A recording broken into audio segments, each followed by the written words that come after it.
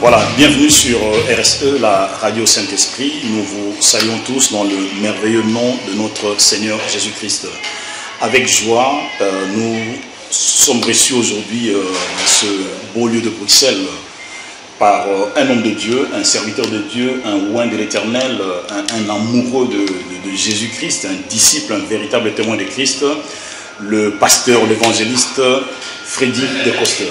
Bonjour mon frère. Bonjour, comment allez-vous? Très très bien, merci. Et vous? Oui, parfaitement. Fatigué après la campagne, mais très bien. Très heureux. Ok, heureux en tout cas de vous recevoir. Dites-nous un peu, qui est Freddy De Coster?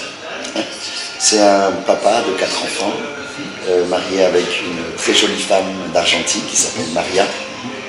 Si vous voulez imaginer un peu, quand je l'ai rencontrée quand elle était jeune, c'est un peu Pocahontas. Vous voyez un peu? Oui. Et qui est une femme formidable qui a été élevée dans le Réveil d'Argentine, une très belle église. Et je l'ai rencontrée parce qu'elle était la meilleure amie de la fille de Carlos Anacondia. Okay. Et moi j'étais parti pour ma maison d'édition pour essayer d'avoir les livres de Carlos Anacondia. Et elle savait parler français, c'était la seule. Et quand j'ai vu une si jolie traductrice, je me suis dit c'est toujours utile. Alors je lui ai fait la romance à la française et maintenant nous sommes mariés depuis 16 ans. Nous avons des enfants et puis nous servons le Seigneur ensemble. Voilà, donc ça c'est ce que je suis. Et puis je suis aussi serviteur de Dieu par la grâce du Seigneur. J'ai été pasteur pendant 15 ans en France et puis directeur de l'école biblique, Institut biblique de Normandie. Et puis depuis 2 ans, nous sommes pasteurs avec Paul Goulet dans l'International Church of Las Vegas, aux États-Unis. Et nous avons récemment lancé le ministère World of Grace, qui est un grand projet missionnaire pour faire des campagnes d'évangélisation, faire des séminaires de leaders dans les nations et aussi laisser un impact dans la mission de manière très concrète et même humanitaire. Et dans c'est un très grand projet. Dans le comité spirituel, vous avez des grands hommes de Dieu tels que Carlos Anacondia, Paul Goulet, Claudio Freyson, le docteur Lim, le docteur Éric Sellerier, le fondateur du Top Chrétien, et de Jésus.net qui est à Billy Graham, et papa Wamangene de Centrafrique, maman Asselé qui est de l'ancienne ministre des Finances du Gabon. Enfin voilà, ce genre de personnes, et nous voulons ensemble créer un monde de grâce, World of Grace. Alléluia, alléluia. Dites-nous un peu, pasteur Freddy, mais comment êtes-vous devenu amoureux de Jésus-Christ? Votre rencontre avec lui, c'est juste un petit rappel. Vous savez, il y avait un slogan qui disait « Jésus-Christ dans votre vie, révolution dans votre vie ». Jésus-Christ dans ton cœur, révolution dans ta vie. Moi, j'ai rencontré Jésus-Christ bizarrement par la philosophie. Tout d'abord, il y avait eu une démarche chrétienne dans ma famille par ma grand-mère. Et quand je suis né, je devais mourir. Et pendant 1 an, je faisais 1,5 kg, 1,6 kg. J'étais un des premiers bébés en couveuse en France. Et très malade. Et puis un jour, mes parents n'en pouvant plus. Ils étaient très jeunes. Ils avaient 16 ans quand je suis arrivé, ou 17 ans. Donc, une grande famille de la fête chez nous, vous imaginez. Et puis un jour, mon père a dit on ne peut plus rien faire avec ce jeune. Et ma grand-mère qui venait de se convertir a dit mais tu devrais l'emmener chez un pasteur pour qu'il prie pour lui. Mon père ne croyait pas du tout en Dieu. Il dit si Dieu veut ce garçon, il n'a qu'à le sauver. Et il a dit peut-être une bêtise. Il a dit si Dieu le veut, qu'il le garde. Il a dit ça comme ça parce que moi je ne sais plus quoi faire. Ils avaient fait beaucoup de choses pour essayer de me sauver, c'était impossible. Et ma grand-mère en cachette, parce qu'à l'époque on priait en cachette pour les malades parce que c'était pas très bien vu dans les églises, m'a amené chez des pasteurs dans le nord de la France qui ont prié pour moi et j'ai été guéri. J'étais guéri en 1 semaine. Et après, ben voilà. Mais ensuite ma famille a fait une démarche vers Dieu qu'elle a ensuite pas forcément continué. Et moi évidemment en tant que jeune, j'avais tout abandonné parce que je voulais faire sciences politiques. Et vous savez que quand on fait ça, c'est pas là où en France où on croit beaucoup en Dieu. Et donc j'étais contre ces choses-là, mais ensuite j'ai découvert la Bible et pour faire court, j'ai aussi été touché un jour par le Saint-Esprit dans une réunion du pasteur Pierre Truchet, qui était mon premier pasteur, et qui est celui qui il était aussi celui qui nous a mariés en France, et qui m'a consacré dans le ministère, et j'étais touché par le Seigneur. Et je suis devenu amoureux en lisant aussi beaucoup les livres sur l'onction, etc. Parce que c'était tellement bizarre pour moi ces histoires d'onction quand vous êtes un rationnel. Mais au travers de ma démarche philosophique, j'étais arrivé à la conclusion qu'il y a une force supérieure qui doit exister. Donc j'ai étudié plusieurs philosophies, etc. Et pour arriver à la conclusion que de toute façon, il y a quelque chose. Mais c'est lors de ces réunions qu'il y a eu un attouchement puissant du Saint-Esprit. C'est à ce moment-là que je suis tombé amoureux du Seigneur. Et je suis toujours, on m'a appris à prier dès le début de ma conversion. Je dis toujours, j'ai appris la foi chrétienne dans les jupons des femmes d'intercession. Bien sûr, c'est une image, hein, mais oui, c'est une image, bien sûr. Et donc c'est cette intimité avec le Seigneur que j'essaie de garder toujours et qui fait que quand on découvre le Seigneur, on ne peut être qu'amoureux de lui. Il charme mon âme. Alléluia, alléluia. Dites-nous un peu, pasteur, écrivain, réalisateur, adorateur, pasteur, évangéliste, prophète, compositeur, mais ça fait trop, non? C'est vous qui donnez tous ces mots-là. Hein? Oui. Moi, je m'appelle Freddy de Koster. En hollandais, de Koster, ça veut dire le diacre, le sacristain. C'est ça. Celui qui travaille dans l'église. Alors, pour répondre à votre question, je prendrai un verset biblique qui dit « Ce que ta main trouve à faire, fais-le ». Alors, à chaque fois que j'ai eu l'opportunité de faire quelque chose d'intéressant, je l'ai fait. Il se fait que le Seigneur parfois donne quelques capacités, peut-être que j'ai quelques petites capacités. C'est ça. Et autre chose, je vous trouve français, hollandais, belge, américain, argentin, et au fond, africain aussi. Ah ben, africain plus que tout, j'aime beaucoup l'Afrique, vous savez, mon cœur bat beaucoup pour l'Afrique. C'est ça, oui. Et je dis souvent aux Africains, vous avez la chance, vous êtes noir, moi je suis tombé dans l'eau de Javel quand j'étais petit. Alors du coup je suis tout blanc. C'est pas de ma faute, je suis tout blanc, dis donc. Oui, mais écoutez, l'apôtre Paul le disait aussi, je suis grec avec les Grecs, romain avec les Romains, je me fais tout à tous, afin de gagner, s'il était possible, le plus pour le Seigneur Jésus. Et c'est vrai que cette expérience internationale m'a amené aussi à apprendre plusieurs langues, et donc ça permet de toucher plusieurs types de personnes. Et j'essaie que ce vase que je suis puisse être le plus utile pour son maître. Et vous savez, le plus on développe nos capacités, au plus le Seigneur peut ensuite travailler avec nous. Et c'est la responsabilité du serviteur d'être toujours meilleur quand son maître revient le soir pour faire encore un meilleur service. Donc j'essaie de le faire. Et je trouve que quand on a rencontré l'amour du Seigneur, on regarde les gens pour leur cœur, pas pour leur culture, la couleur de leur peau, s'ils ont de l'argent ou s'ils n'ont pas d'argent. Moi j'ai vécu avec de l'argent et j'ai vécu sans argent. Et voilà, Dieu est amour et nous devons essayer de l'aimer là où il nous permet.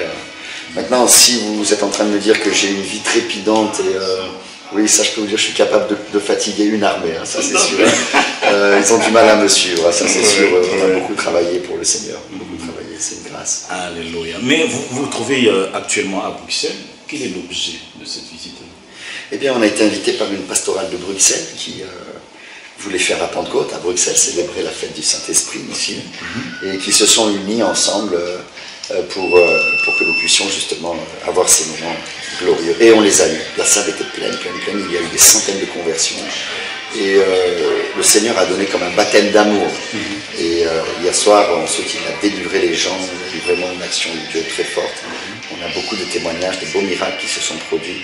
Jésus aime Bruxelles. Il aime la Belgique. Et le message était que nous devons nous aimer les uns les autres, que nous devons ne pas être en compétition. Et le fait qu'il y avait plusieurs pasteurs ensemble, je leur ai demandé, on a prié tous ensemble, personne ne s'est comparé, personne n'est plus grand l'un que l'autre. Et nous voulons j'ai beaucoup prêché sur l'amour du pasteur pour ses brebis.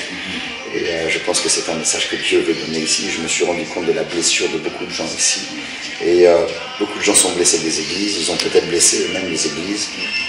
Beaucoup de pasteurs, comme c'est le cas aussi en France, se sont beaucoup battus. Mais maintenant, ça c'était l'ancienne manière de faire l'église. Et maintenant il y a une nouvelle manière qui arrive, celle de l'entraide, de s'aimer, de s'honorer les uns les autres. Et ça c'est le début d'un réveil. En Argentine, c'est quand les pasteurs étaient ensemble pas dans la compétition. Ils s'aimaient les uns les autres, ils se protégeaient les uns les autres. On a tous nos défauts, on a tous nos qualités, mais on doit montrer le bon exemple du Seigneur. Et c'est ce qu'on a pu essayer de pratiquer pendant ce séminaire. Et c'est extrêmement formidable. Gloire à Dieu. Gloire. Et le thème même de la conférence était le Saint-Esprit en action. Exactement. Donc on a vu vraiment l'action du Saint-Esprit. Exactement. Gloire à Dieu. Gloire à Dieu. Mais oui, c'est ça, on a essayé de ne pas faire simplement de la théorie, mais de faire la démonstration. La Bible le dit, le Paul le dit, l'évangile c'est la puissance de Dieu pour le salut de quiconque croit. Et il nous a invités à faire la démonstration. Et la Bible dit, Jésus allait par toute la Samarie et Galilée, etc. Et il faisait du bien. Et je pense que il ne faut pas se borner à écouter l'évangile, il faut le démontrer. Il faut le démontrer. Ah, gloire à Dieu, gloire à Dieu. Mais pasteur, je voulais dire une chose. Notre radio, c'est la radio Saint-Esprit. Oh, super. Voilà, donc saintesprit.com. Dites-nous un peu ce que vous pouvez nous dire par rapport à cette personne. Moi, je l'appelle la personne la plus glorieuse que la terre a pu recevoir, son excellence le Saint-Esprit. Bien, elle a pu le recevoir et il est encore là. Il est encore là. Parce que le Seigneur a dit, il n'est pas bon que je reste parmi vous, parce que si je ne m'en vais pas, vous ne pourrez pas recevoir l'Esprit Saint. L'Esprit Saint, c'est la troisième personne de la Trinité. Si vous voulez faire simple, nous avons un corps, une âme et un esprit. Un peu comme si c'était un triangle équilatéral. C'est une seule figure, mais qui est composée de trois composantes. Nous sommes faits à l'image de Dieu. Et ce n'est pas l'image physique, sinon on ressemble à un homme ou une femme, ça serait ridicule de penser. Ouais. C'est l'image systémique et structurelle de Dieu. Et nous faisons comme ça, nous aussi nous sommes trinitaires. Nous avons un corps, nous avons une âme qui est le siège de l'émotion, de notre réflexion, de notre intelligence, de la culture. Nous avons un esprit qui est le siège de la conscience, du bien et du mal. Cet esprit-là, il faut le nourrir.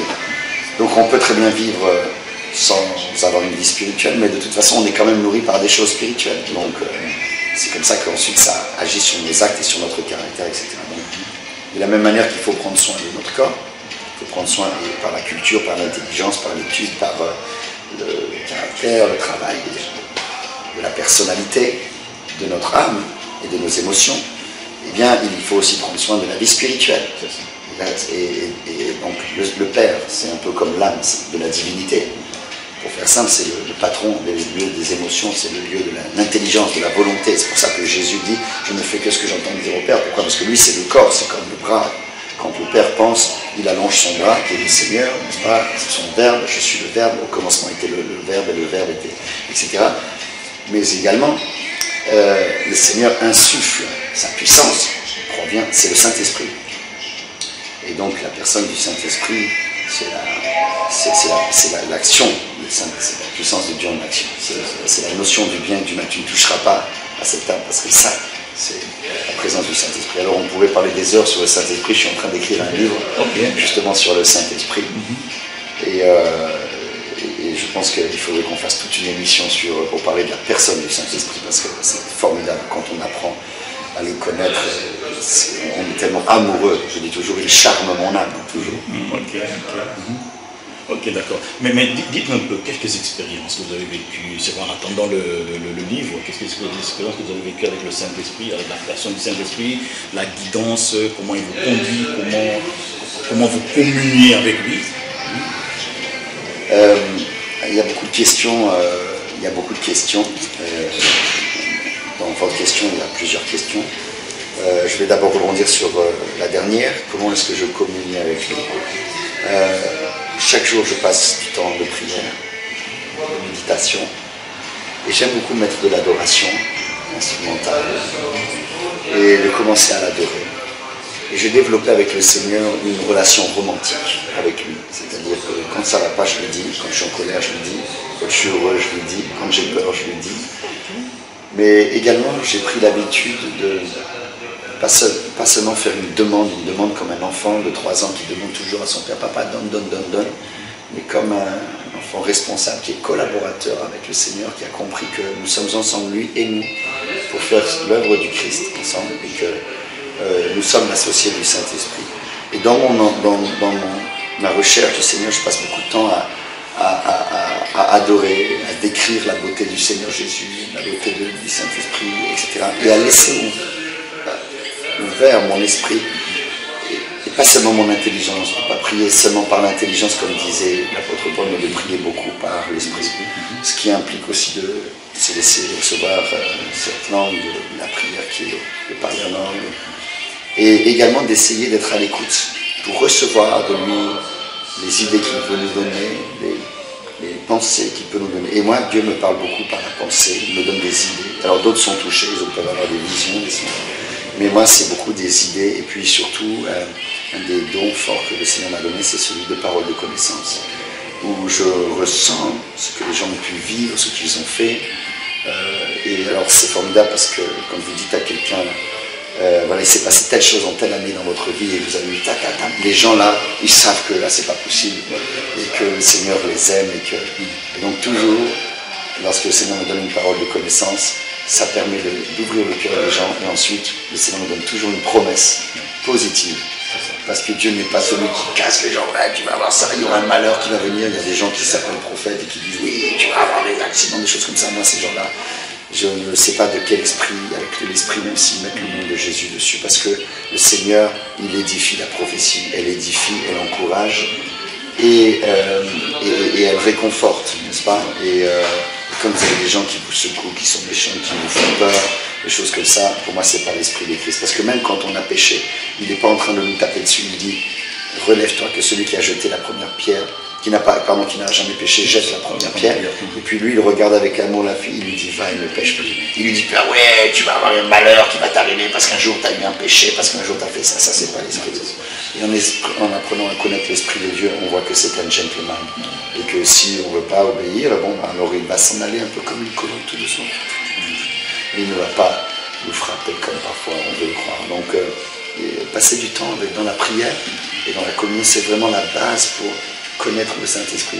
Et il y a deux choses, je termine en vous disant deux choses. Il y a la prière communautaire, qui est à l'église, dans les cellules, entre nous, dans la famille, entre l'homme et la femme, etc.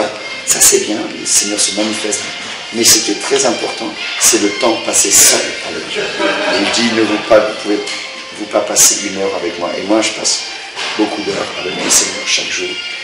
J'essaye vraiment parce que je veux rester amoureux de lui. Et vraiment, la clé c'est l'intimité. Je peux vous le redire, la clé c'est l'intimité. Voilà, chers auditeurs, vous avez compris, la clé c'est l'intimité avec son excellence, le Saint-Esprit. Voilà, nous arrivons donc au terme de cette émission. Nous avons été reçus par le pasteur, l'évangéliste Freddy de Coster. Pasteur, dites-nous un dernier mot, un mot de fin pour clôturer cette émission, cette interview. Je vous félicite pour votre travail. Jésus aime la Belgique. Et j'invite tout le monde à être fier de Jésus-Christ et à ne pas combattre des combats inutiles. Si quelqu'un vous critique, vous partez tout doucement comme le Saint-Esprit quand il est attristé. Vous le bénissez et vous continuez. Et ne pas faire que de travailler entre chrétiens.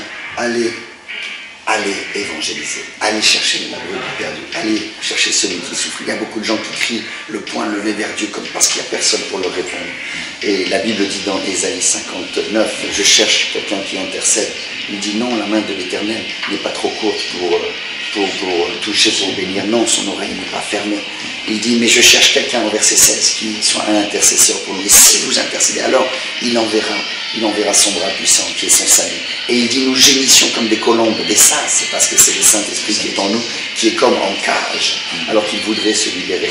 Et véritablement, si nous allons et nous donnons la possibilité, quand nous avons une occasion de témoigner, de donner une prière, de faire quelque chose, il y a des gens qui vont enfin pouvoir avoir le salut. Parce que Dieu envoie le décret de libération, mais il n'y a personne pour y aller. Et donc le Saint-Esprit n'est pas libéré. Alors, soyez fiers de vos valeurs. Libérez, laissez le Seigneur faire. Ne dites pas, ah moi je ne sais pas, je ne suis pas compétent. Moi non plus. Vous faites simplement ce que vous avez à faire. Et là, le Seigneur va agir. D'accord, le Seigneur va agir. Merci beaucoup, chers auditeurs, chers spectateurs. Voilà, c'est la fin de cette émission. Soyez tous bénis, abonnez-vous à chez vous et que la paix du Seigneur continue à demeurer dans vos vies. Salut, ciao, ciao, à bientôt. Au revoir.